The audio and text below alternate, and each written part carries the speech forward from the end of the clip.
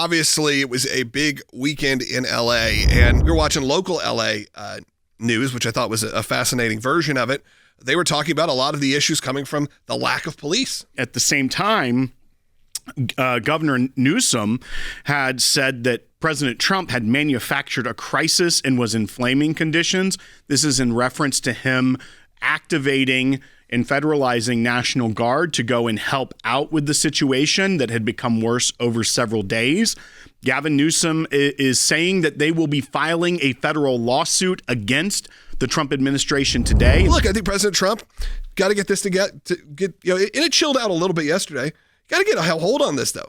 People do not like to see this in their streets, even in cities that sure are maybe known for a bit more high crime rate. But the big question goes back to, can the president even do this? Can he send the National Guard? Because legally, can he legally do this? And it's kind of an untested waters at this point, as many things within. They said the last time National Guard was done like something like this was under Kennedy, I believe. Governors of some southern states were not allowing the integration of universities. And so therefore the president, because the governor was not allowing the enforcement of federal law, sent the National Guard there. So some of that during the civil rights era, the National Guard was used in this way outside of the normal channel where the governor can request the president to federalize the National Guard to help with disaster relief. If there is an out-of-control riot, it was used at the request of the governor after the Rodney King riots in 92 during George H.W. Bush. Mm-hmm. And so the National Guard was used there, but it was in conjunction with the governor. What we have here is where normally the National Guard is under the governor's control. But under Title 10, all forces at the end of the day are under the commander-in-chief. So can the president direct the National Guard outside of the governor's control, federalize them, so to speak? And what it comes down to is actually an interesting title from 1807. It was the Insurrection Act of 1807.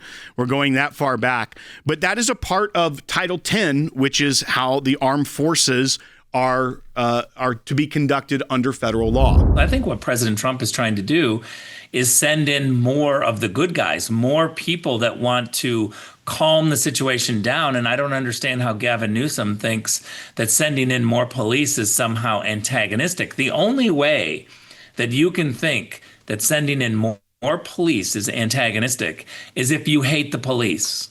If you're somebody who doesn't want law enforcement. And by the way, Gavin Newsom is the author and creator of sanctuary cities and states. This is a term that sounds so nice, but at the end of the day, it's a wink to say you get to decide which federal law you follow, which federal law you don't, and you get to live in our city and we're not going to punish you and you get to pick and choose. It's an attack on the rule of law. And so I think having more police officers, more law enforcement officials is a good thing when there's riots going on. What the president is saying here is that under this title, that this is a rebellion. Their entire purpose is not just to be heard, but it is to stop ICE enforcement, the enforcement of federal law. Send in the National Guard. It's almost a joke. You know, that sentence is like a funny catchphrase that people say, well, you do send in the National Guard. So now when it's actually time to send in the National Guard, it feels like mentally we can't handle it. To some degree as well, as conservatives, one thing that we aren't a big proponent of is martial law. And when you're using the military to carry out law enforcement, that is a form of, if not directly, a martial law situation. Obviously, it's not nationwide. It's not everything. But we also need to be careful about that and the precedent it can set. Now, when you see a governor that is saying that they've got it under control, when the entire protest and riot is not against his police force, it's against the federal government trying to carry out and faithfully execute the laws, that is a different situation than what we saw in 2020, because those were a response to local police action, and it went across the country. This is directly trying to stop the enforcement of federal law. And under that definition of rebellion that is cited, I think it is very clearly a form of rebellion. Now, that will get fought in the courts. I don't have high hopes that they will not get some sort of temporary restraining order from a district judge in California if they so file that. But that is what we're going to see here. And now we're potentially going to have a Supreme Court fight about the Insurrection Act of 1807 and how it can be used and how the National Guard can be deployed. Here is a statement from President Trump. He said, "We made a great decision in sending the National Guard to deal with the violent, instigated riots in California. If we had not done so, Los Angeles would have been completely obliterated. The very incompetent Governor Gavin Newsom and Mayor Karen Bass," again, these are his words, not mine, "should be saying, 'Thank you, President Trump. You are so wonderful. We would be nothing without you, sir.' Instead, they chose to lie to the people of California and America by saying that we weren't needed, and these were peaceful protests. Just look at one picture or video of the violence and destruction that tells you all you need to know. We will always do what is needed to keep our citizens safe so we can together make America great again." If you strip away the Trumpiness of that post, what it really reads is, we had to do it to protect the citizens. We had to send in the National Guard. I wish they were thanking us instead of making us the villains. And he also raises that many of these people have been saying these were peaceful protests. You even saw a statement out of the former vice president's office, Kamala Harris, that said, these demonstrations in defense of our immigrant neighbors have been overwhelmingly peaceful. They're redoing the meme of the fiery but mostly peaceful that CNN I think lost every last bit of credibility they had in that moment during the 2020 riots, that these are fiery but mostly peaceful. The moment that they are throwing cinder blocks at police or shooting fireworks at police and it's going unchecked and they're setting cars on fire, that's no longer peaceful.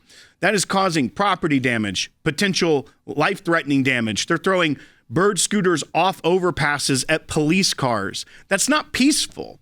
I don't care if half the people aren't doing it or what numbers are. That isn't peaceful when that's now being fostered and your presence on that is giving cover for those of them that are not peaceful. You have to look at the unintended consequences of a lot of the decisions coming out of the Trump White House, which is, what does it look like in 3 years if there's a Democrat president? You can read Section 252. This is from Title 10 of the U.S. Code, Chapter 13, where it says, whenever the president considers that unlawful obstructions, combinations, or assemblages or rebellion against the authority of the United States make it impractical to enforce the laws, that then they can use that. But then you also have to look at what the president said in the memorandum to the Secretary of Defense, the Attorney General, and the Secretary of Homeland Security. To the extent that the protest or acts of violence directly inhibit the execution of the laws, they constitute a form of rebellion against the authority of the United States government of the United States.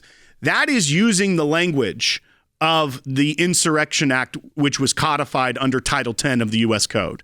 So it's using the language, but I also wonder if the state of California will try to pick that apart and say they didn't say under the authority given to me by Title 10 of the U.S. Code, Chapter 13, subsection 252.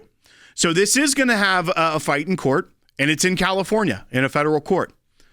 So now we're going to see if they filed this lawsuit today, if a district judge puts an injunction against the use of the National Guard in L.A.